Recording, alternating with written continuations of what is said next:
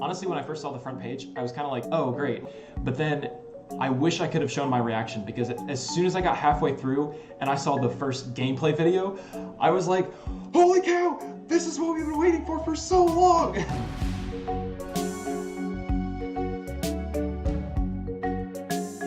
Hey everyone, it's Matt, and today we're going to take a closer look at the latest blog post from Hytale and also cover some of the details that you might have missed. So during the live stream, at first I thought, honestly, like block tech? How are they going to make this one interesting? But surprisingly, we actually got some in-game video clips, which I think is the most important part of the post, so let's go over those first. You'll probably recall the third-person battle scene from the trailer, which was very cinematic in style. But now we have this clip of the player walking through the grass, and it's with a more natural camera movement. And this gives us a much clearer picture of how it might feel to actually play the game and walk around in the world of Hytale. And speaking of game feel, the particle effect clip also gave us a better idea of the first-person gameplay too. Previously, we only had a couple of action shots from the trailer, but here we're seeing the world as it might be, as if you were playing survival or creative. Come to think of it, it's definitely creative, because you won't normally be able to just one-hit the blocks. And the last video clip is also in first person. But while it did focus on highlighting the really smooth door animations, I also want to point out that this was a great showcase of the lighting system too. In this one frame, we can see the nice warm glow coming from the street lamp, the little flickering light from the candle, and let's not forget about the incredible lighting in the backdrop. Besides this strange green glow in the trees, we've got an awesome starry sky draped in the background too.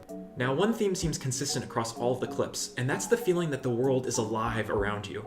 The way the grass sways in the wind and how the ores glimmer in the caves, I have a feeling the world around you in Hytale will feel much more like a living and breathing world as opposed to just static and standing still. Even looking at the still images of the water, you can see the variation in the height of the water level across the shoreline, which may indicate that there will actually be wave function to bodies of water. Oh man, I'm just like, who's ready for Hytale VR? I'm just kidding, of course. Besides that, the rest of the blog post was focused on the block features that give Hytale its unique look. For one, you can adjust the color levels of the textures to set a different mood, like a deeper forest feel with this blue transition. There are also textures for blending between blocks, which helps smooth out the terrain and creates more flowing visuals in the landscape. So lastly, here's some things that might have gone unnoticed. I really liked how this shot showcases what I believe is one of the cinematic film tools, where you can see a depth of field effect with the background blurred out and the foreground in focus. Also a neat feature is the fully covered grass blocks and the different variations in between. This was a great visual touch that was only available using mods in Minecraft, and I'd be curious if this design system in Hytale carries over into other blocks as well. And there were also some excellent looking crafted wood blocks on the cozy cottage. We saw some really intricate designs, and as well as these curious looking rough cut logs.